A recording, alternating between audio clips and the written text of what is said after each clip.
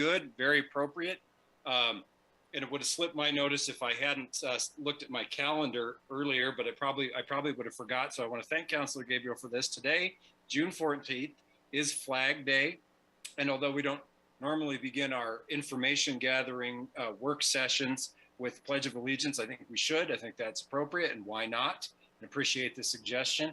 And I think Nancy's going to put that up for us, and we'll begin the meeting with the Pledge of Allegiance. So join me however you wish. I usually just pick up my computer and stand up, and I'm happy to do this. I think it's a great thing to do. I pledge allegiance to the flag of the United States of America and to the republic for which it stands, one nation, under God, indivisible, with liberty and justice for all. Thanks, everybody. And thanks again, Councilor Gabriel. Great suggestion. Flag Day. Wonderful. Mayor and Councilor Gabriel, I apologize. For some reason, my computer was not cooperating with us here.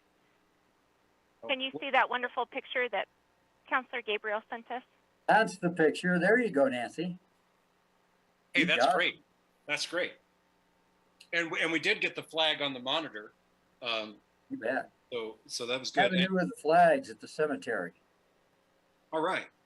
All right. Flag Day. It's a good flag. It's a great flag. All right. Let's begin now our work session for June 14th, Flag Day, 2022. And if everybody's got their work session agenda pulled up, we'll go ahead and open it. And the first is public comment on non-work session related topics. So any public comment on things that we won't be covering in the work session, the floor is open for those comments now.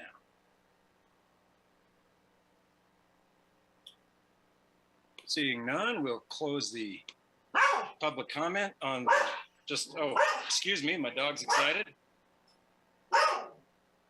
Artie? He's a member of the public. Okay, sorry about that. So we'll close the public comment. My dog already had some public comment for you. And we'll get on to the next section, which is our work session on the Laramie Regional Airport Board, the annual update and report. And I don't know if we're just going to, are we going for a staff introduction or are we going straight to Director Terrell? We're going to go straight to the airport manager, Amy Terrell. Welcome. Thank you, Mayor. I sent you guys the PowerPoint. How do we do this? Does the PowerPoint come up and I kind of walk you through it? Did you send it to the city clerk, Amy? I did. Okay, here we go. All right. Thank you. And I have some of our team members. I think Rachel Merzinski is on the phone too if we have additional questions as we get there. Okay.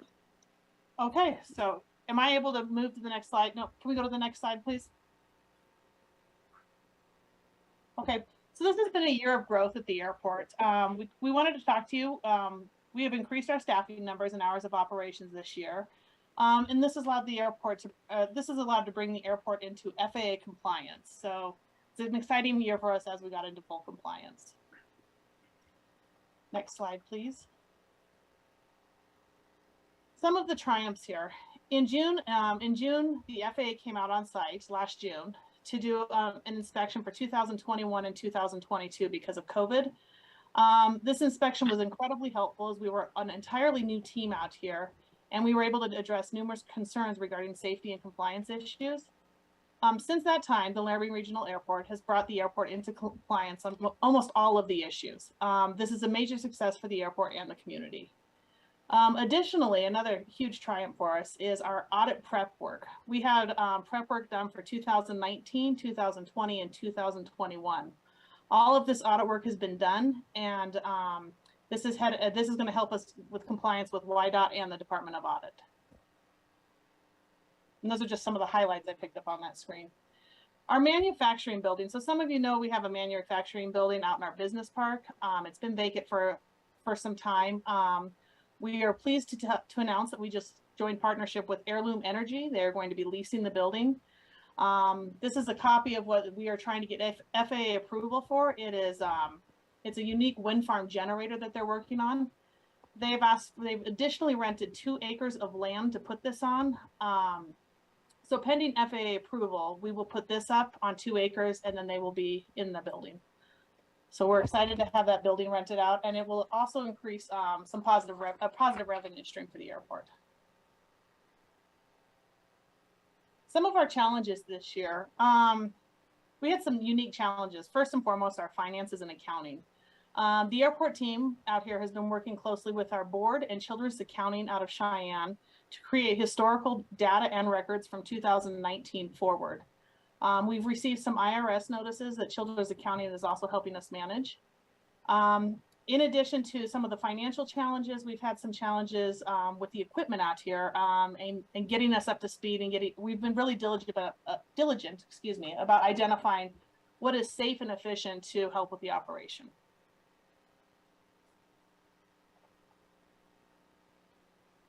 While we're talking about equipment, I thought I'd share with you, this is SRE stands for our snow removal equipment. So up on the top left here, this is what we call it Over Awesome. This was delivered before winter of this year. It's a really fun piece of equipment. It has a plow in the front. In the middle, it has a broom that comes down and rotates out so it can broom the runway behind the plow. And the very back, those 2 yellow, the upright pieces are blowers.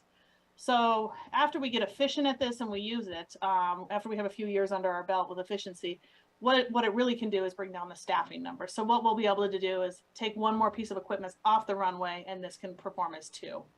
Up on the top right, we're getting a loader delivered this month. And then on the bottom right, we have a bid out. This is what we call our ARC building. It's our fire rescue building. The bay on the far left does not exist. That is going out for bid. That will help us stay in grant compliance. So we have to house all of our equipment inside once we get it, the newer equipment.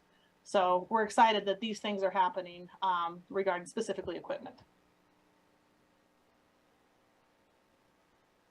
Okay, these are airport improvement projects. These are things that have already, some of them have already happened and some of them are getting ready to happen. And we thought it would be fun to show you kind of just I know you guys see the grants come through, just the federal match, the state match, and the local match. Most exciting for the airport, if you look on the bottom left, we have a de-ice material spreader. We are the only airport, with the exception of Jackson Hole because they're in a national park, we're the only airport that does not have the ability to de-ice their runways. We put in for an emergency grant and the state did an 80-20 match with us. And we are going to be able to, during an icing event or a winter event, de-ice and keep those runways safe for everybody this year. So we're really excited about that. And then just other projects that are happening. We've already started our crack seal and our seal coat we've started, and some of those are just, we're gearing up to get into them because the weather's nice. Finances at a glance. I think on the left-hand side, income and expenses are fairly self-explanatory. The capital outlay, those are our grants that are coming in that we just looked at. And then over on the right, the CARES Act, the CRISA Act, and the ARPA grant. The CARES Act, you can see we've zeroed that out. We use that majority of for payroll operations, ARF equipment, our building and maintenance. Runways were in there. And then the CRISA and the ARPA, we've identified where we intend to spend the majority of that money coming up. So we haven't really got into those monies just yet. We will be this year as we move forward.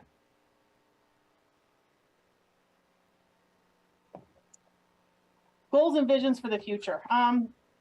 So at the airport, we understand a long-term goal here is self-sustainability. It's a statutory requirement and it's something we need to get to. We need to start running a business in the black. We're really excited about some of the opportunities out here. We have an entire business park that has, most of it has been plumbed for sewage and water. So we met with some folks on a non-aeronautical side, so it doesn't have to be aeronautical. A land developer, they're going to come out and help us with a land plan so we can start developing there, bringing in some revenue to sustain this operation here. Additionally, we are working to become a diversion station. And what that means is United Airlines, SkyWest, and Southwest, we're talking to all of them. When they have a weather event or irregular operations in Denver, they start to have the airplanes hold in the air or circle. Right now, we haven't been a diversion station, but what they do is as those airplanes start to run out of fuel, they drop them into stations such as ours, they fuel up and then they leave. It's a very, very large revenue stream. So we are in negotiations with them right now. We have our attorney getting ready to draft contracts. we are going to open up Laramie to be a diversion station. It's a highly sought after position, but I think we're in the right position now. We're acquiring just a little bit more equipment so we can service them correctly. And so hopefully this year you'll see lots of 737s coming in and getting gas. That'll help us sustain a revenue stream there. And the last thing I think that worth mentioning is we're moving forward with advertising. I think it's been a ride out here at the airport, and we're looking for some positive impact on the community. So we are going to enter into some sort of agreement with an advertising company to start supporting the community and advertising in the community. So a positive message from the airport is what we're going to start doing. Where another part, we have an excited team out here. Wasn't one of my ideas, but one of the guys out here wants to do a 5K on the runway at night. So we're gonna start advertising pending FAA approval. We're gonna turn on all the runway lights and do an event at night with a 5K. Earlier in the day, we're gonna have the Barnstormers come bring some aircraft out here, and we're gonna have the kids 5K. So we're trying to look for, the team out here is definitely looking for community involvement and bringing the community out to the airport. So more things to bring folks out here to enjoy what we do out here, and this is the community airport. So we're excited about that.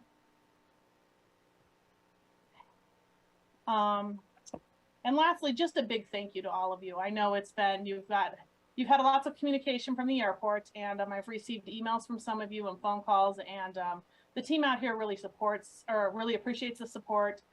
We appreciate the board members you have on the board. So thank you. And let's have any questions? All right, let's open it up for questions for the airport manager. Thank you for that presentation and that overview. We'll start with Vice Mayor Pierce, and then I'll go to Councilmember O'Doherty.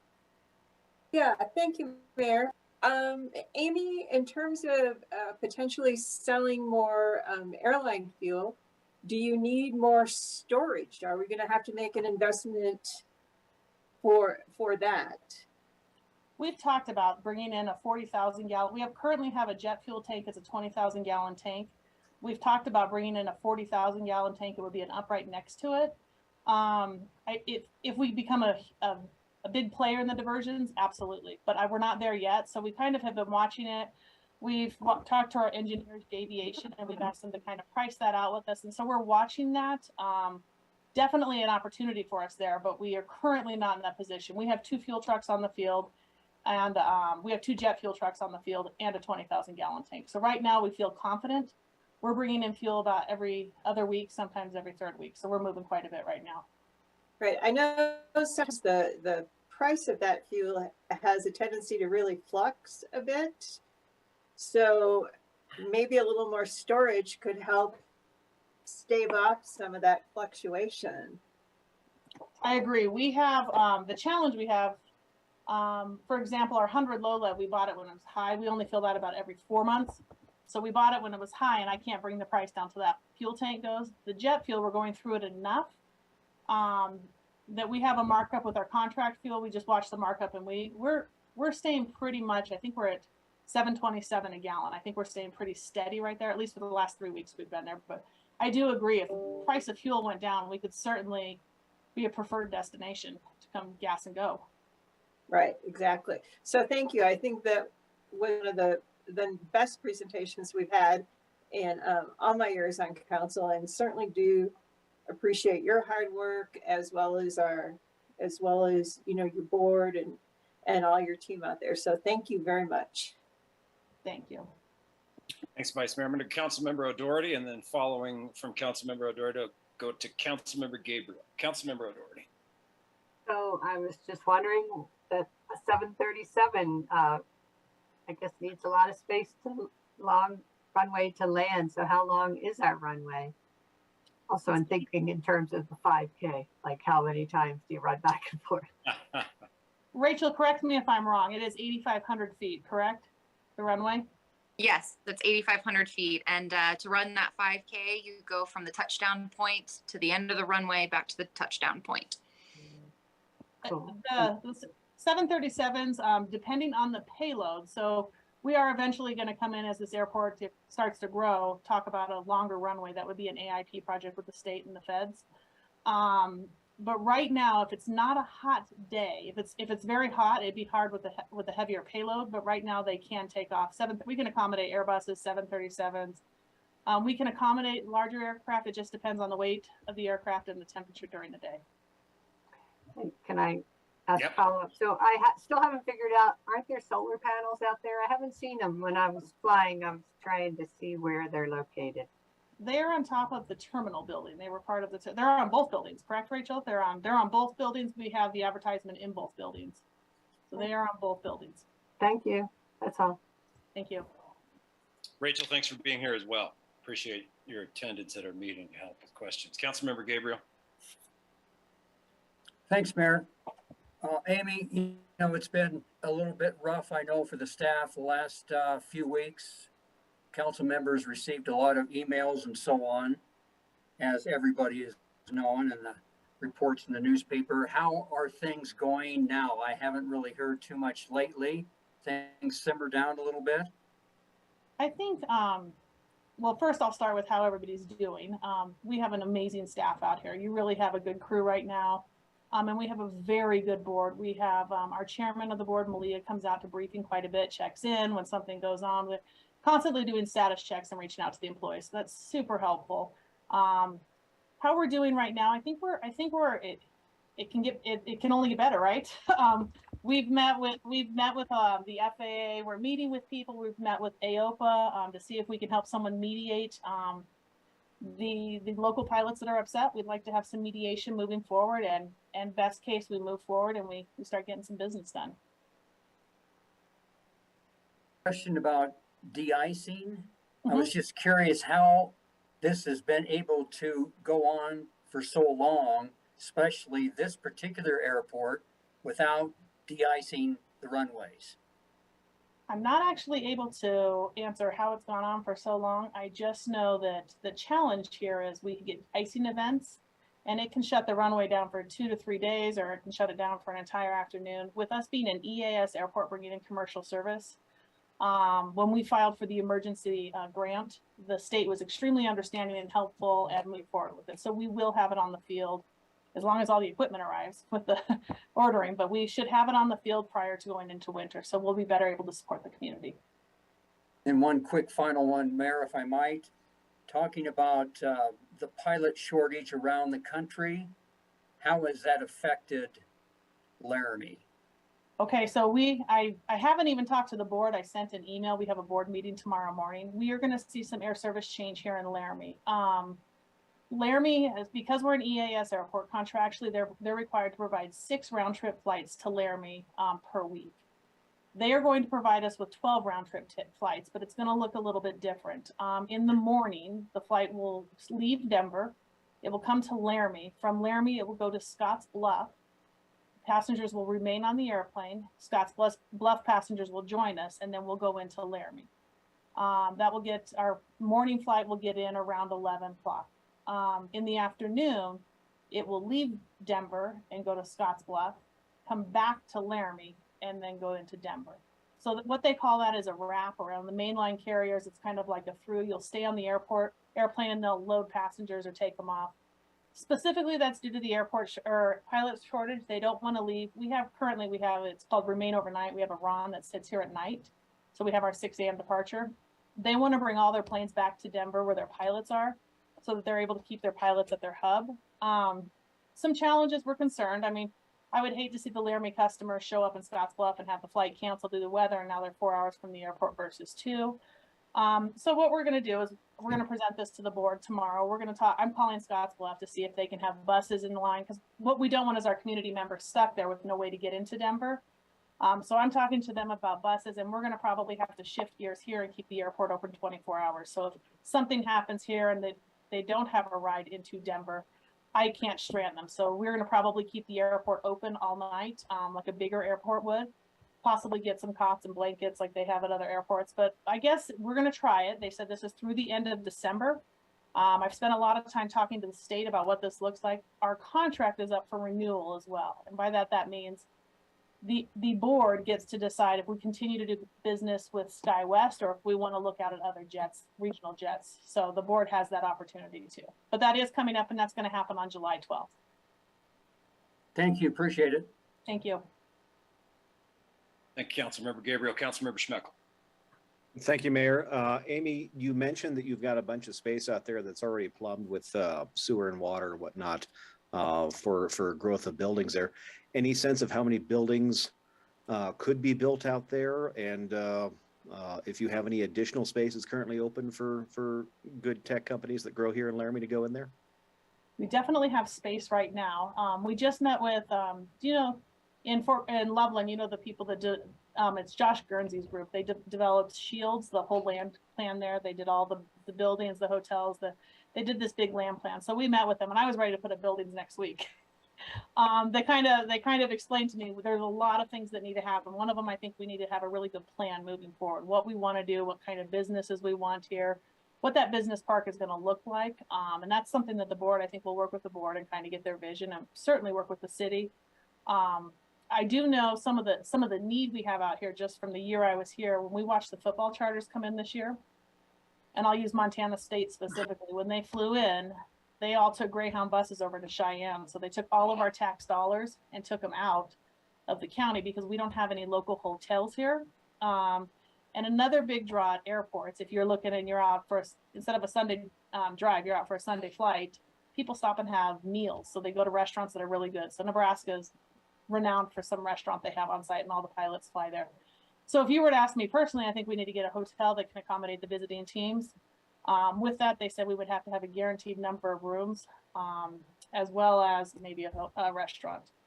But I do think that that's something we can do because the amount of traffic we see out here, I'm sure you guys all know the movie Yellowstone. It has increased the traffic to Brush Creek. It's increased the Western way of life. We have people coming in. We're working with the downtown tourism and Trey Sherwood's group. They're putting together bags for us, welcome to Laramie. So we're really trying to keep the tax dollars here in town for now. And then as we move forward, I'm sure we'll bring you guys into the discussion. Sounds great. Thank you.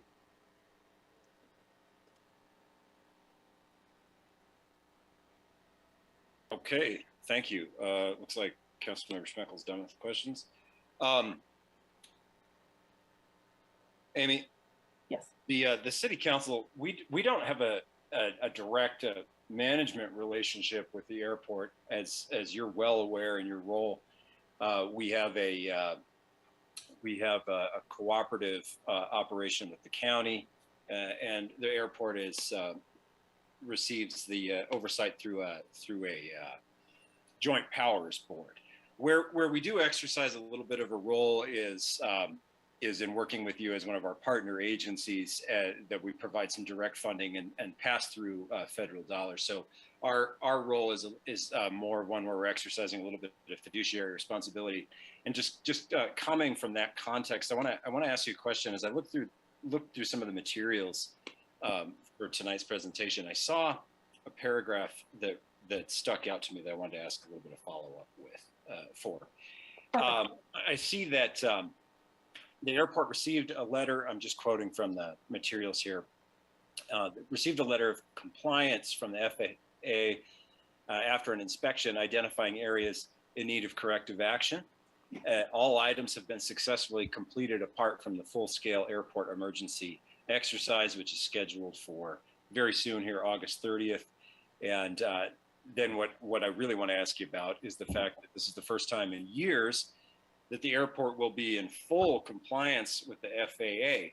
And so I guess my question for you is if you could address for us a little bit what as the manager out there you inherited in terms of needing to deal with to bring us into full compliance, given that from the materials that we've received, we weren't in compliance with, and just kind of give us a little bit of an overview. I mean, you did in the presentation, but I want to give you another opportunity to address a little bit of that for us, because frankly, we need to ask that type of question at this kind of meeting to get a little bit more information there. So can you touch on that? What needed a lot of focus to get that full compliance approval from the FAA, and what you've had to do out there to address that in brief, but please address it. what the FAA does is they come out and do an inspection once a year, and they weren't able to do them during COVID, so they weren't on site. That's why we had a 2-year inspection for 21 and 22. What they do is after their inspection, they sit down and give you a letter of compliance. On that letter of compliance, they give you numerous action plans, and then they tell you the dates they have to be done by. And then I believe they follow up if you don't complete it. I know that the airport had received numerous compliance letters in the past, and many of those issues were not addressed.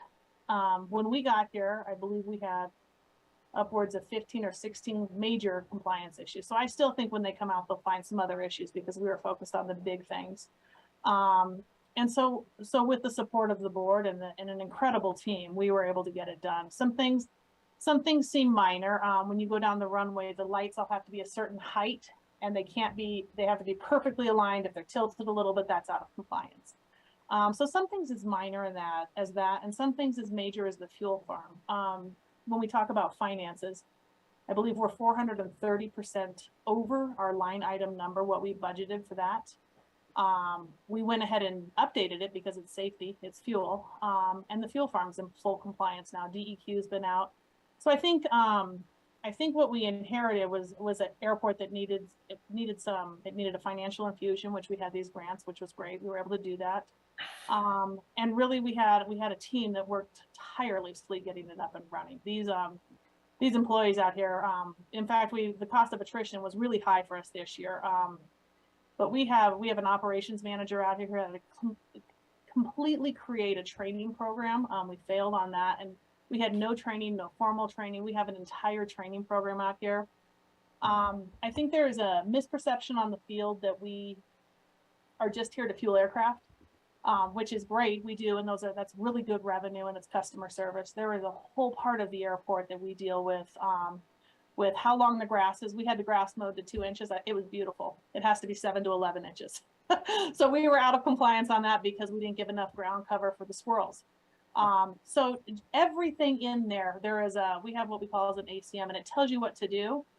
We read through it all the time. We double check, and it's a good feeling. And I think the team is going to be excited to hear you ask about this because they put in the work, they created this, and they're all getting it up and running. And the maintenance of it is something that we're still gonna have to maintain. And they come out again August 1st, the FAA, and I believe we will still have items on our list of compliance, but they're going to be different items this year because the ones that we had on the list last year are completely. I'm excited to have them back. In fact, to show them what we've done. Well, I appreciate that. I wanted to give you an opportunity to expand on that a little bit, and it's interesting to hear about how granular some of that gets. But that doesn't surprise us here at the city because, of course, we have federal compliance challenges that we have to regularly meet ourselves. And that's interesting to hear that it gets as detailed as the length of the grass for the squirrels. Right. I know we had a lot of squirrels out there at the airport, but that's great. I guess they're flying squirrels. There's the little rim shot. All right. The other question I wanted to ask you, if I can, before I move to the next council question, is just a little bit about what's on your radar as a manager out there in terms of the challenges a lot of organizations are facing with the inflation issues that we're all dealing with. I mean, certainly the fuel cost thing is there, and some other things that are on your radar because they're proving to be challenging for the city to adapt to. And of course, we're doing that. We're doing what we need to do to meet those things. But some of those things that you see coming up, and if you'll allow me, I just want to make a quick comment about, I don't think the public made a huge investment out there in the new terminal just for the airport to be viewed as a fueling station. So I think that was well said on your part. The airport is a lot of things, including a place to fuel up. But if you could maybe just give us a little bit of a forecast, those things that are concerning you as the airport manager with the economics that we're all dealing with right now. So moving forward, we've implemented in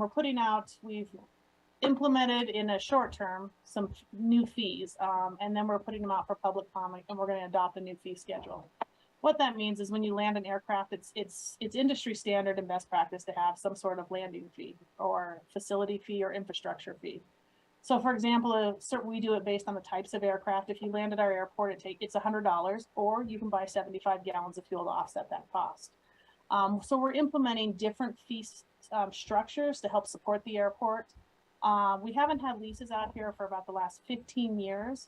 So we just implemented leases. All of them are attached to the CPI for inflation purposes. So if things go away, I mean, if the CPI goes up to 7%, well, then so will the leases. If we have really good years, we don't have to increase them. But with where we are financially right now, that's what we did to kind of protect those leases. Really, we're implementing fee structures where they haven't always been. And I think that will make a big difference for the airport.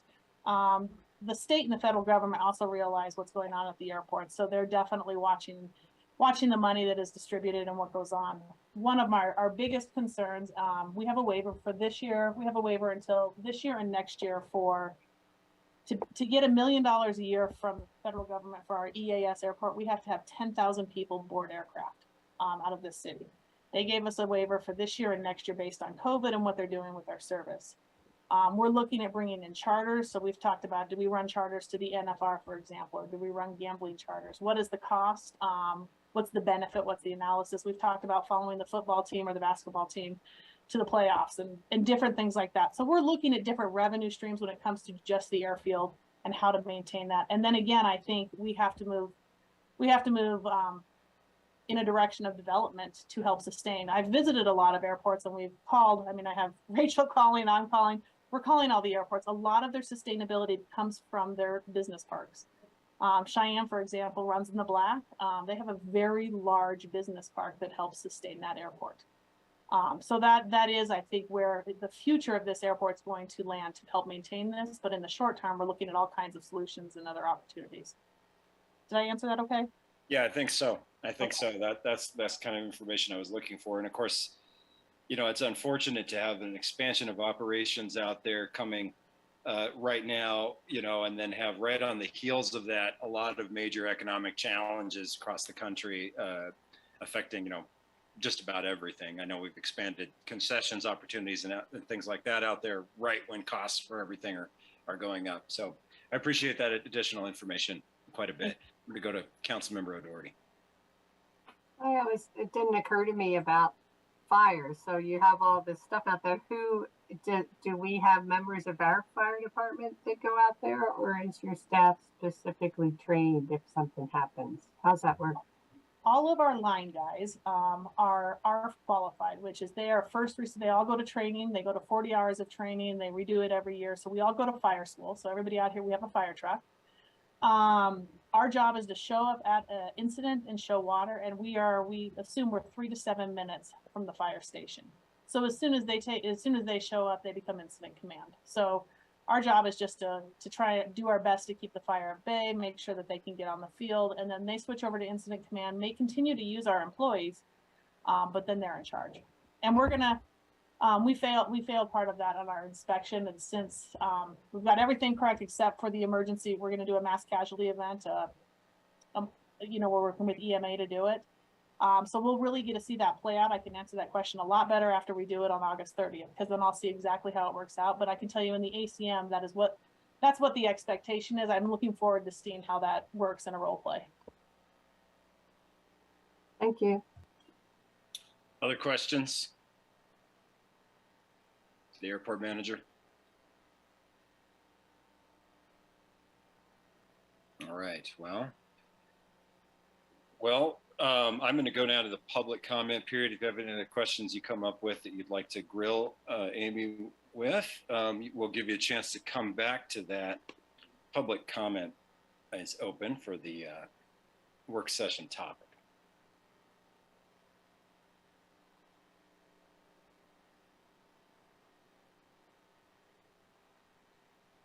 Let's recognize Judy Snoke.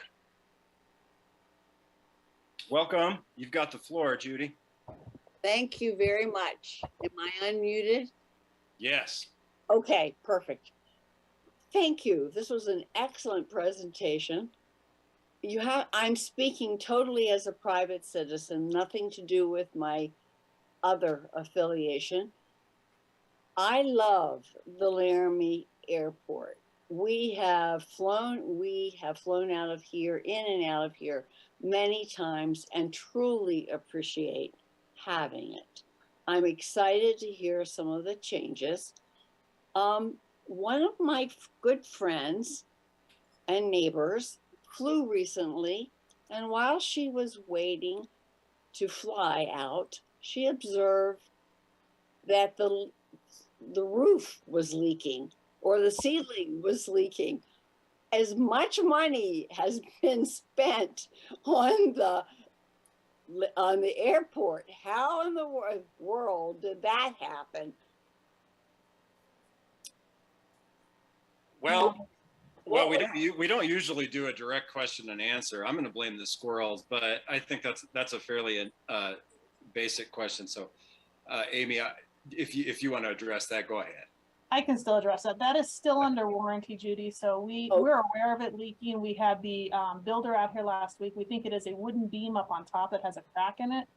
They're sealing it, and the airport is still holding retainage. So we are still in the warranty period, and we're certainly addressing it. But I'm sorry it happened, but I appreciate you noticing it and letting me know.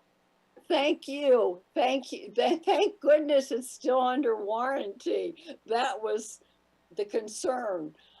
That's joyful news. Things happen, you can't always control them.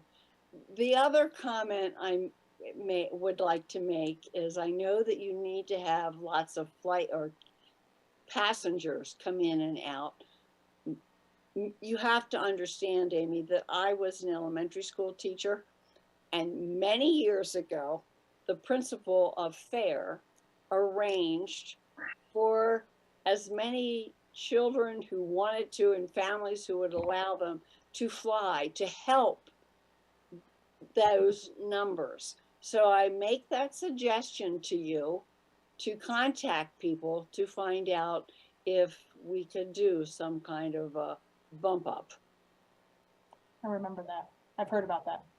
Okay, as long as you've heard about it. Okay, I think I've said all I need to say. Thank you very much. Thank you, Judy. We appreciate it. I see that Chief Johnson's joined us as a panelist, and I don't know if that's because he had a comment. City Clerk, I noticed that he joined us in the meeting. Chief Johnson, did you have some input for us on one of these topics? Mayor, the city manager just asked Dan Johnson, Chief Johnson is one of our airport board members, and so she just wanted to make sure that you were aware he was with us tonight as well. Yeah, I had seen him on the call earlier. Okay, that's fine. I just wanted to check.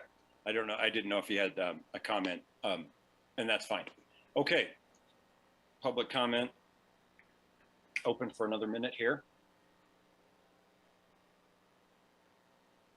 I'm pleased to hear that the roof issue is under warranty still and can be addressed through that.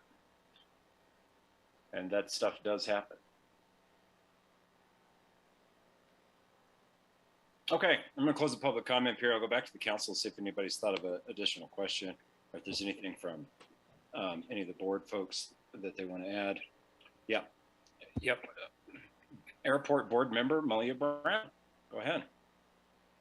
Good evening, Mayor and Council. I just wanted to thank the airport staff for all the work they have done in this last year and the accomplishments that they have made.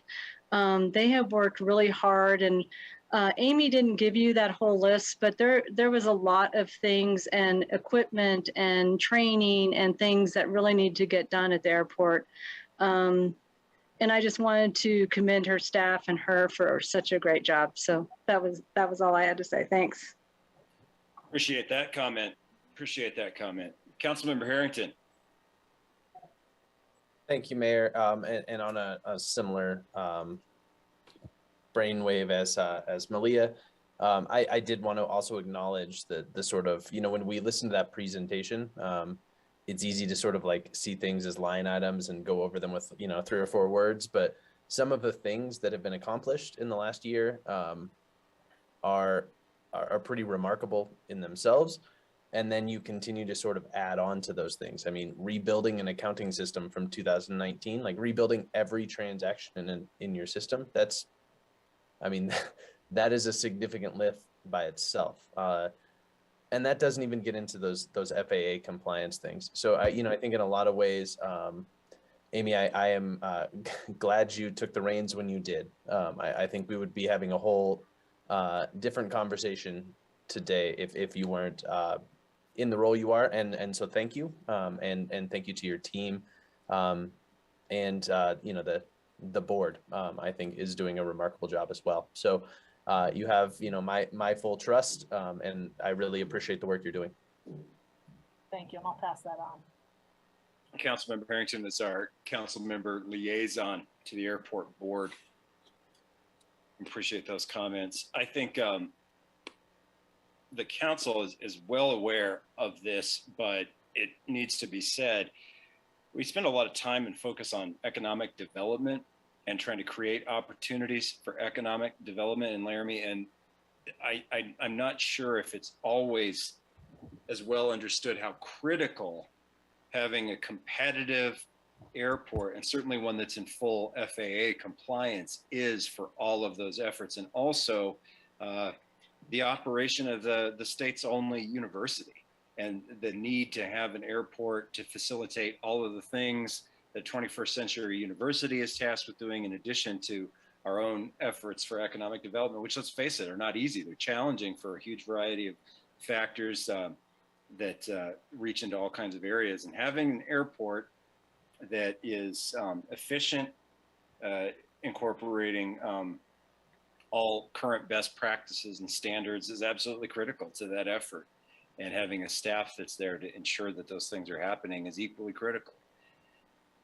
Council members, do we have anything else before we wrap up this portion of the work session?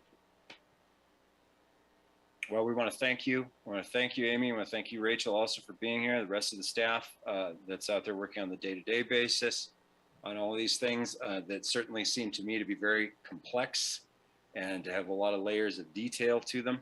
We appreciate your time joining us for the work session this evening. Thank you very much. Thank you. Thank you so much.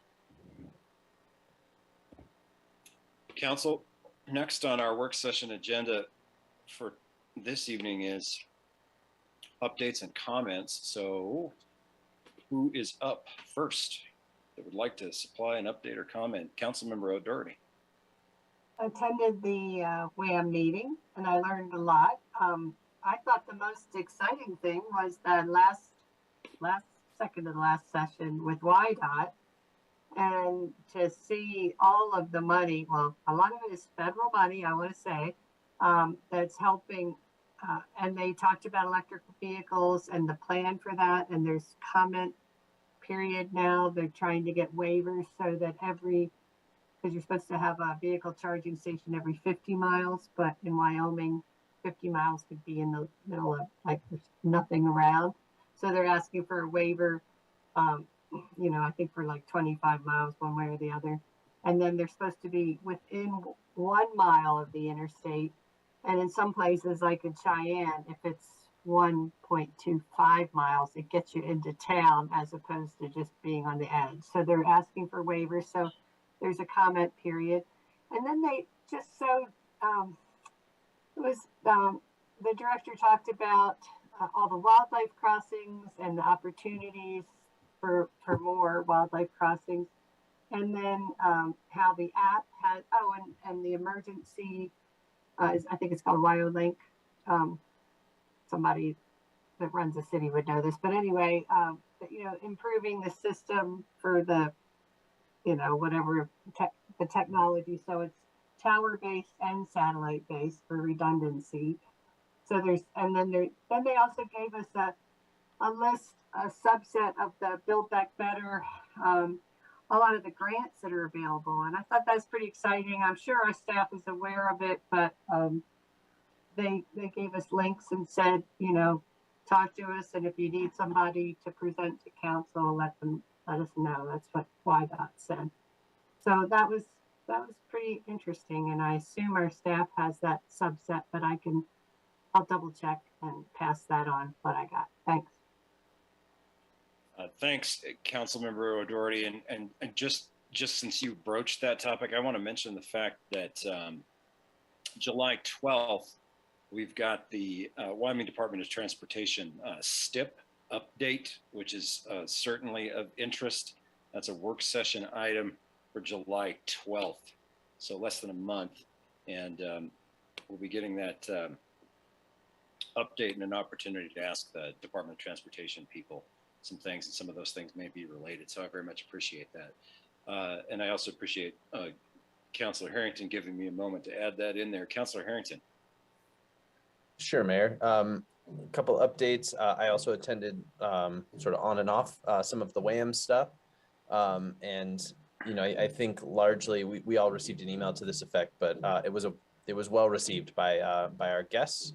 So I think it's always great to have an opportunity to put, you know, Laramie, our best foot forward. And I think it was a group effort, but I think largely we owe some appreciation to both of the Nancys and then Todd Feeser as well, and Janine Jordan, you know,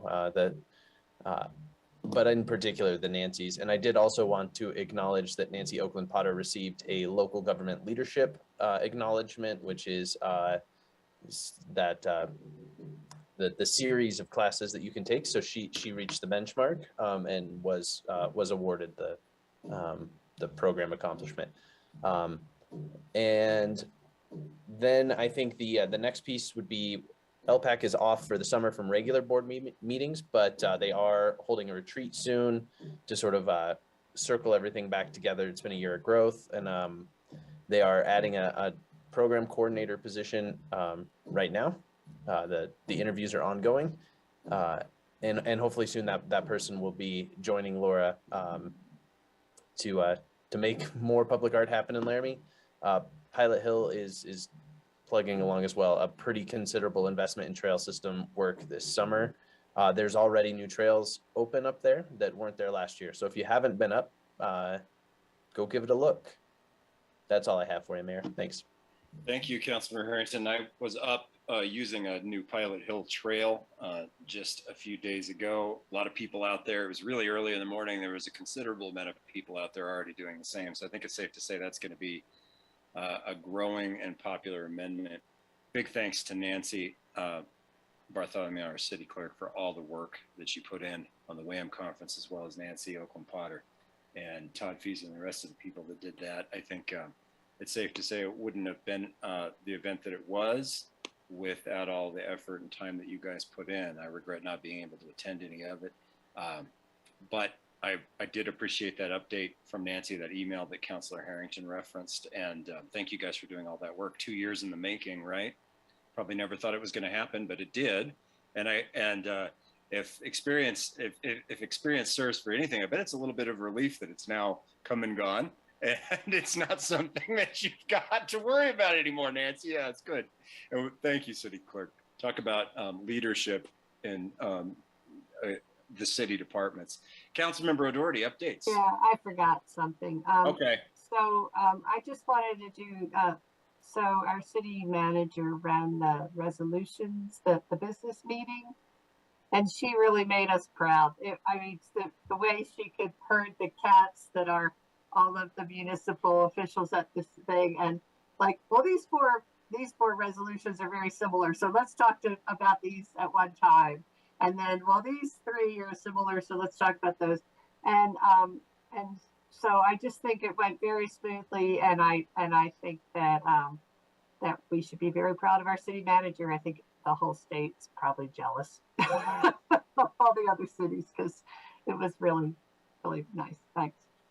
That's the way we like it, Councilmember O'Doherty. Other partners jealous of our staff. And council members, I don't suppose you have to guess where the city manager has honed some of her cat herding skills, do you? Other updates. Councilmember Gabriel. Thanks, Mayor. The Casper Aquifer Protection Steering Group met yesterday, and we're getting real close to bringing this out for public review. Mark Stacy from Fort Collins is heading up the background and all of the technical advice. The group includes County Commissioner Sue Ibarra, Janine Jordan, council members O'Doherty, Gabriel Cumbie. We have David Gertsch from the County Planning Department and Darren Parkin from the city. And what is going to happen initially is it's going to go out to some interest groups like the Chamber, Laramie Main Street, developers, technical professionals and some of the other people involved in the aquifer protection. That goes back a number of years, like Bern Hinckley and the Starkeys. And they will be receiving some PowerPoint presentations to kind of get feedback to get this started. Then after that, the steering group will come back and receive some other comments from that initial draft. And then it's going to go to the city planning and city county environmental advisory committee for their review. And then, eventually it's going to move up to the governing bodies. But I just wanted to give everybody an update that this is in the process and we're moving along. We've been meeting monthly, and we want to start kind of getting closer to public presentations, probably late August, early September, but it's moving along. Thank you. I appreciate that, Councilmember Gabriel. And it reminds me of something from a recent conversation with Commissioner Gosar that's probably worth mentioning right now at this update period, which is that the county's public comment period, they have something on their website where you can access this for their natural resource management plan, which is the kind of the big umbrella that includes issues like the water aquifer protection, but of course a number of other things is still open for public input and comment. You can access that through the county government's webpage. They're looking to get public comment and feedback on that now too, as it helps the county governing body move forward with some of their other decisions. But I very much appreciate that update, Councilmember Gabriel, and would encourage people also to participate and utilize that public input interface on the county website for their natural resource management plan. Next up is Vice Mayor Pierce, and then we'll go to Councilmember Comby. Yeah, thank you, Mayor. Just wanting to remind council that we have one vacancy on the Planning Commission. The final date for having that posted or taking applications is Friday. So do some really good networking and help me out and send me some good applicants. And I'm not sure when we will be interviewing. I've reached out to a couple council members, or had Ryan reach out to a couple council members to see if they'd be interested in helping me interview. I don't know if he got to that yet, but anyway, that's on the agenda. We did have a planning commission meeting last night. Nothing too out of the ordinary or unusual or hot button. Just some pretty general things. A plat, Board of Adjustments got together and did some approval of a garage that was a little bit taller than the house. Nothing too significant coming out of Planning Commission this week for us to worry about.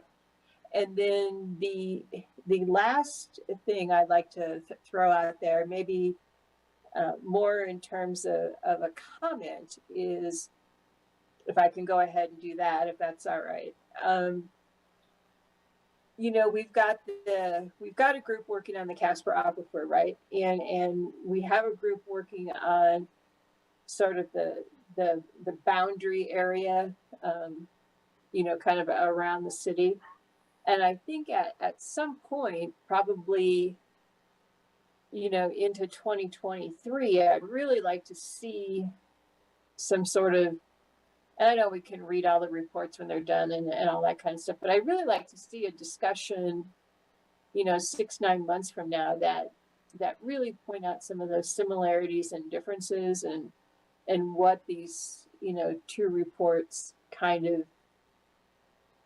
find for us, or the findings, and see if there are any similarities or differences, or things that need to be combined. I don't know if that's even going to happen, but I just feel like, because we've got these two big projects kind of going, and they're going to be reaching out to the public and all that sort of stuff, I feel like there might be some similarities worth talking about, after the first of the year. So anyway, when we get those reports, we can certainly make that decision at that time. But I thought I'd just throw it out there for, you know, plant the seed, so to speak, in the back of our brains to think about that when the time comes. So that's it. That's all for me.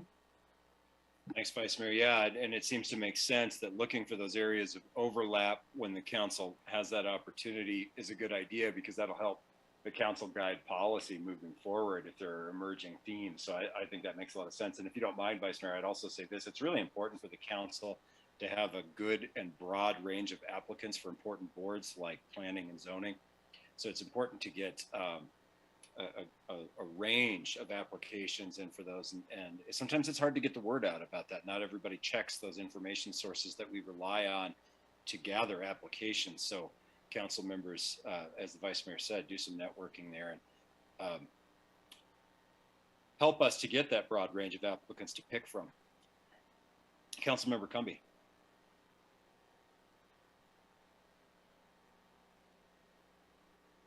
Thank you, Mr. Mayor. First, I report on the Disabilities Advisory Board, and we will be participating at both Pride Fest, which is June 24th at Washington Park, and at Freedom Has a Birthday on the 4th of July. And we will have a booth or a table where we provide various experiences for individuals to help educate and increase awareness about different disabilities, from hearing impairment to vision impairment, mobility. Due to location and the availability of the basketball court, we're not able to do the full obstacle course, but what we've done instead is to incorporate a number of different experiential opportunities to educate the public. And so I'm really excited about that. And the second thing, I just wanted to report that the Vice Mayor and I continue to work with the COVID group, and we have really divided our efforts into three parts. The first was to make sure the testing and surveillance was established and in place. The second, now, we will be meeting tomorrow with Dr. Elias and hopefully Kim, and we will be talking with Albany County Public Health about their being the source for calling the risk. And so they'll be in charge of looking at the data and then establishing risk. And we're using CDC metrics, we're using metrics from COVID Act Now, and we're using metrics from the water surveillance and pulling that together. I would like to inform you that according to CDC and COVID Act Now, the state of Wyoming is currently at a high risk for infection and also for overwhelming the health system in certain counties. And the state at large is at high risk, but the counties are Platte, Johnson, Sheridan, and Teton, and they're all high. And then medium risk is Albany, Laramie, Goshen, Neobra, Fremont, Sublette, and Lincoln. And last week we had 95 new cases in Albany County. We're averaging about 14 per day, and that's actual. And then when they put it into the metrics and base it on per 100,000, our weekly was 34.9, but then that gets too far into the weeds. I do want to tell you that since May 14th, our average was weekly was 10, and so we're up to 95 right now. So it is increasing, but part of the risk assessment has to do also with what percentage of people are hospitalized and also what percentage randomly show up at the hospital for procedures and test positive. So all of that goes into that. And so I'm glad we're starting early, because the predictions are that by the end of summer, we're seeing an uptick, but we may see a wave, we may not. But the vice mayor and I are determined that we'll be ready. So our third step then will be to pull together the community engagement group, and that will be to develop methods for communicating with the community at large about what the risk is in a very simple, easy to read manner. We don't want it too complicated.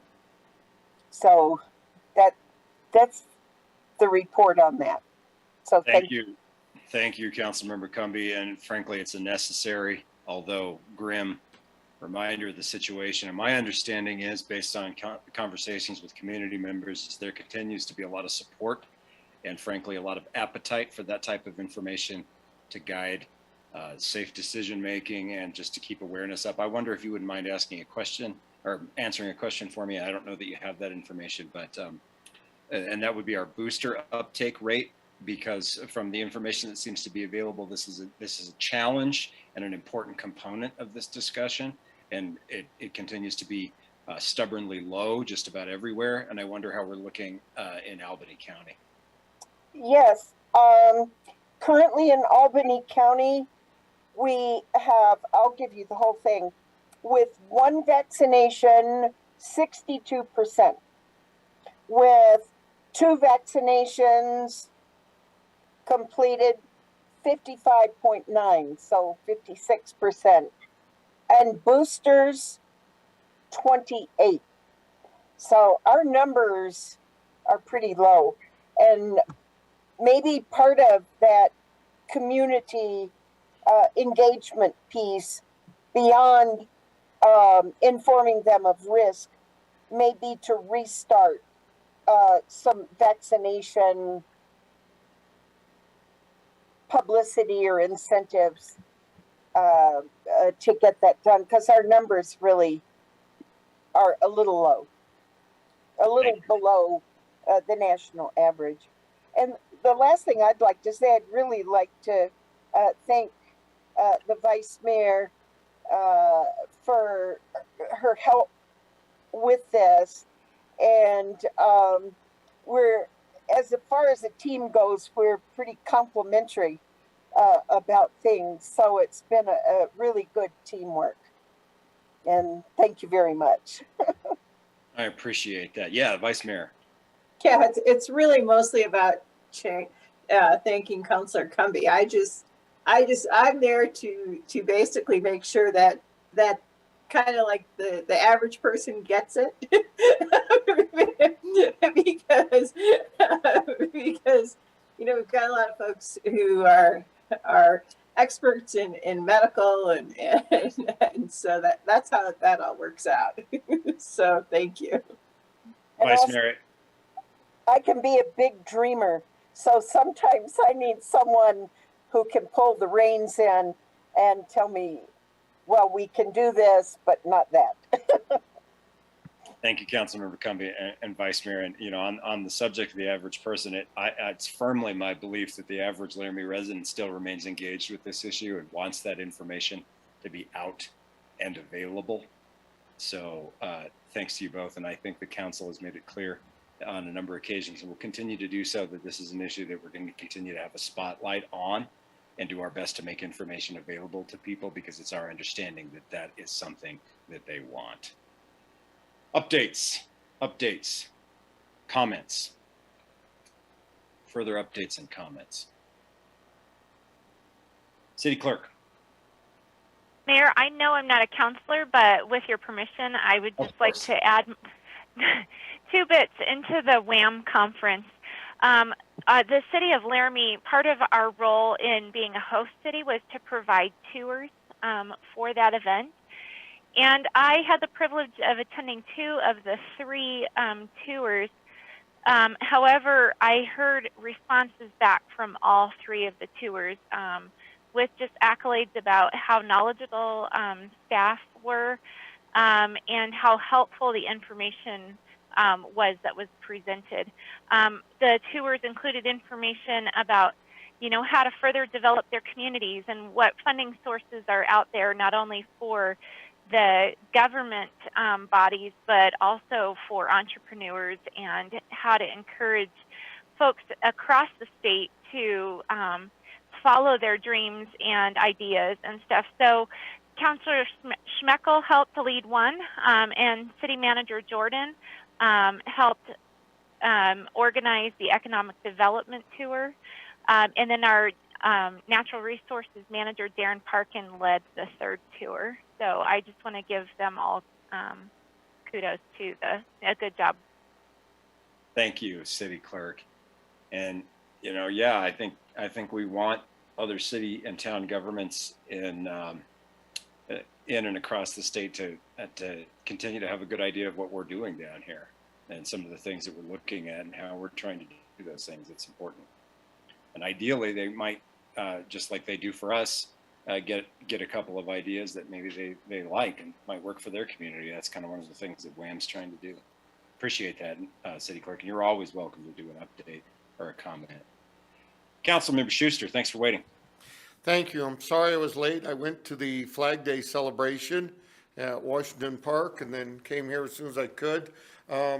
The Veterans Foundation Support Group is putting on a gun show out to Laramie Rifle Range. There are 65 vendors there. It will be open and free to the public if anybody wants to come out and check it out. And it's a group that I always enjoy helping out. So that is this weekend on the update. I guess I'm giving it on the Laramie Rifle Range. I talked to Fred, and he didn't make the last meeting because he was help organizing the tours and stuff like that for the WHAM conference. So Territorial Park does not meet until next month. We did our Councilor Pierce and I did our first Tuesday meeting last week for our finance meeting, and that went very, very smooth, very, very good. It's when we have great people here at the city, it makes our job really, really easy on those meetings. So it was really good. So that's probably all I have. A lot of political stuff going all over town. Holy cow. So thank you. Yeah. Yes, sir. As we expect around this time of year and an even numbered year. Thank you, Councilmember Schuster. I'd like to make a quick comment about a nice note that we received in our emails. Maybe some of you saw it from the tree planting activity. And it was great to see that. It was great to see some things in the paper also about that. And to give another shout out to the city arborist, Randy Overstreet, and to just pass along that thank you that we also received from the organizers there, from Rooted in Laramie, doing some efforts around tree planting, and that was great. And we appreciate Mr. Overstreet's efforts on behalf of the city and in his role as city arborist. And it was good to see that. We do like trees, and we've got some old ones that are on their way out, so it's good to see some new ones coming up and on their way in. City Council, do we have any other updates or comments before we close our work session? Why don't we take a quick look then for agenda review and just make sure there aren't any questions or comments about that. It's a full agenda, council members, but it's not an agenda that's presenting a lot of things that you haven't seen before. There's a lot of items on there, but there are a lot of things that you're already familiar with that we just need to take additional action on.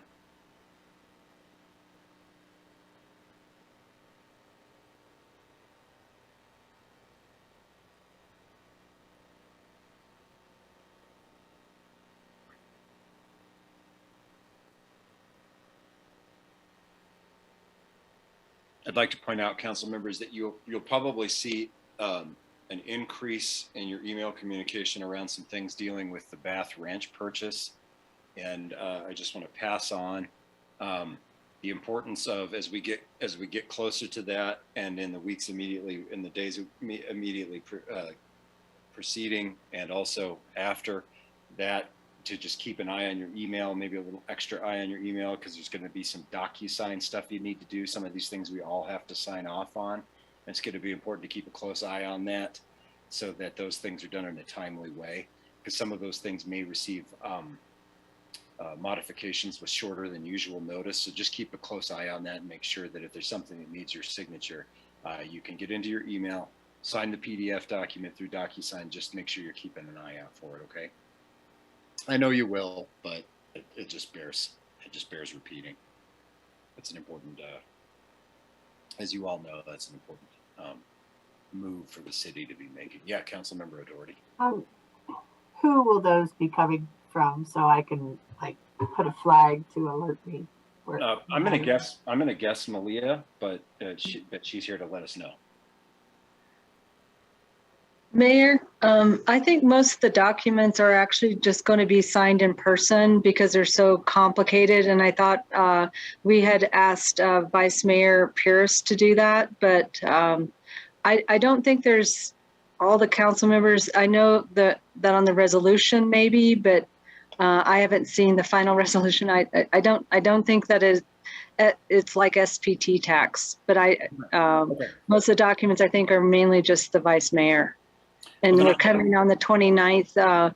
So the next week on the 27th, we're going to have the building authority has to sign it because we're getting a lease back with the building authority. So they'll be signing the documents ahead of time, and then it'll go to council. And the final closing is the 29th. So that's when we have to sign all the bond papers and everything on that page. And Jane volunteered to come in and do all the signing of the documents with the lawyers. All right, Malia, then I apologize. That was just a little bit of misinterpretation for me from our last meeting. I thought there was some document. There is a lot of documents, and the question I had is, I don't know if all of them would be filled out. However, they may fill them out. So they were going to be a lot of blanks because we're in the middle of bonding. We went through that discussions tonight, still looking at the bonding issues. So then, council members, I guess I'd say this: it's still a good idea for you to stay extra on top of that, so you know what we're signing off on as a body, because there's going to be replacement documents coming in. So my advice, request remains the same, and then there is some question about whether there is something that might need multiple signatures. Sometimes complex financial agreements do require those. Nevertheless, it's probably a good idea for all the council members to stay on top of that, so you know exactly what it is, sort of preemptively addressing. Okay, thank you, Malia. I appreciate that clarification. Any other questions on the agenda?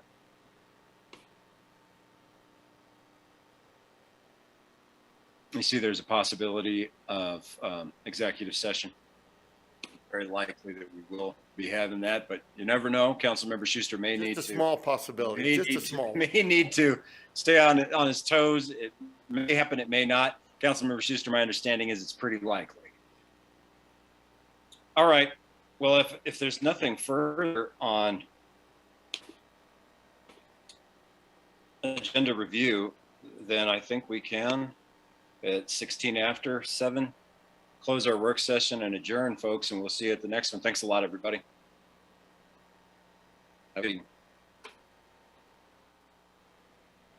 night. Good night. Good night.